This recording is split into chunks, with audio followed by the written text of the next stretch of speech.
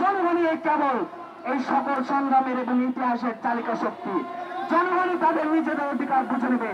জনগণের ঐক্যবদ্ধ সংগ্রামে বিপ্লবী ছাত্র যুব আন্দোলন পূর্ণ সংহতি জানাচ্ছে এবং আমরা প্রশাসন এবং এই রাষ্ট্রকে হুঁশিয়ারি দিয়ে বলতে চাই, আপনারা যদি এই জনগণের ন্যায্য সংগ্রামে কর্ণপাত না করেন তাহলে কিভাবে জনগণের সংগ্রাম এবং দাবি আদায় হইতে হয় সেই দিকে আমরা শক্তিশালী নজর দিব এবং এই হুঁশিয়ারি দিয়ে আমি আমার বক্তব্য শেষ করছি।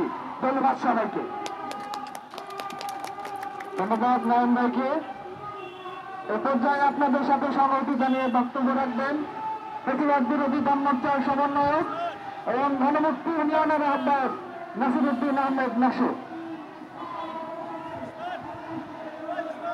আজকের সভার যে একজন সভাপতি উপস্থিত প্রতারিত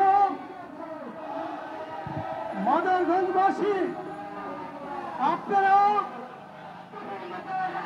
জানেন আপনারা কিভাবে প্রতারিত হয়েছেন। আপনারা জানেন এই প্রতারণার কষ্ট কত। বন্ধুরা আমার, কথা বলার দরকার নেই। এরা ধর্মকে ব্যবহার করে আপনাদেরকে প্রতারিত করেছে। যেমনি কেউ মুক্তিযুদ্ধকে ব্যবহার করে প্রতারণা করছে, ঠিক এমনি ভাবে আপনারা এমন কোন বিষয় যদি সামনে নিয়ে আসা না যায়, মানুষকে বিশ্বাস করা যায় না।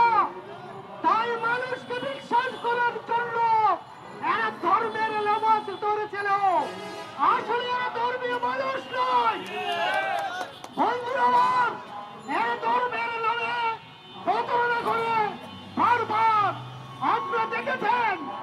এই যারা আজকে সমবায় সমিতির নামে দীর্ঘদিন ধরে আপনাদের থেকে টাকা উঠিয়েছিলেন, সেই সমবায় সমিতির প্রধান বেশিরভাগ হচ্ছে জামাত ইসলামের লোকজন। এখন কথা হচ্ছে জামাত ইসলামের লোকজন ওই সময় টাকা তুলেছেন যেই সময় 15 বছর ধরে ক্ষমতায় ছিল আওয়ামী লীগ। আর আওয়ামী লীগের সাথে জামাত ইসলামের আমরা দেখতে সামনে নেওয়ার অবস্থা, কিন্তু ওই ক্ষেত্রে তাদের মিল। কারণটা কি? কারণ হচ্ছে শ্রেণী এক। তারা হচ্ছে ওই প্রতারিত শ্রেণী। কেউ মুক্তিযুদ্ধকে ব্যবহার করে প্রতারণা করে, কেউ ধর্মকে ব্যবহার করে প্রতারণা করে। ওই গোষ্ঠী, ওই শ্রেণীকে আপনাদেরকে চিনতে হবে। আমি কথা বাড়াবো না, আপনাদেরকে আশ্বস্ত করতে চাই, আপনারা একা নয়, আপনাদের সাথে আমরা আছি, আমরা থাকবো। এই আশাবাদ ব্যক্ত করে আপনাদেরকে আরো জোরালো আন্দোলন করে তুলবেন এই প্রত্যাশা রাখে আমি আমার বক্তব্য এখানে শেষ করছি। বেশিরভাগ বাম মোর্চা এবং গণমুক্তি ইউনিয়নের পক্ষ থেকে আপনাদেরকে অসংখ্য ধন্যবাদ।